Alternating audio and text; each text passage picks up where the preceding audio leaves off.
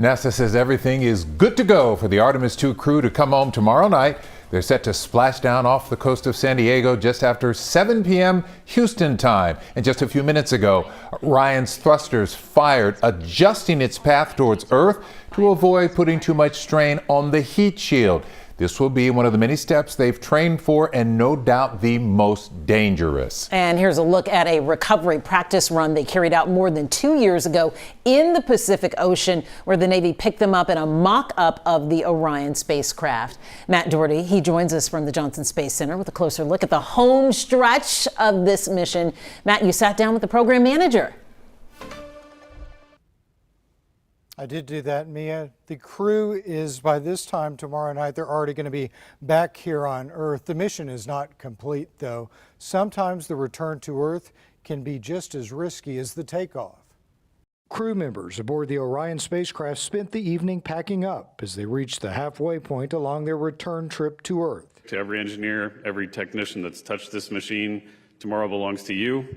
The crew has done their part. Now we have to do ours. What a great mission. NASA Orion Program Manager Howard Hugh oversees this room of engineers in charge of the design, development, tests, and production of the spacecraft. And when there's issues or when there's anything that's going on, this team, this engineering team, is responsible for deducing what the issues are, helping the flight control team determine how to recover the system. On the spacecraft, nearly every system has a backup should one of them go down.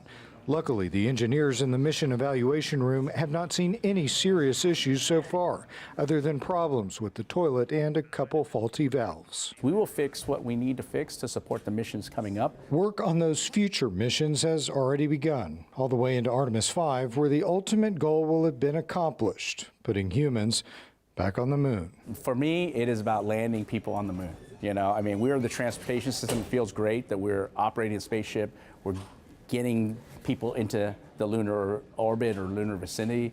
Now, once we establish that kind of transportation, I want to see people get on a lander and our astronauts go down to the surface, do the science they need to do, bring them back to Orion, and Orion gives them a ride home. Again, that splashdown is expected to happen just after 7 o'clock our time off the coast of San Diego. We're told that the weather and the water conditions expected for tomorrow out there are going to be just perfect for that splashdown. Lynn and Mia.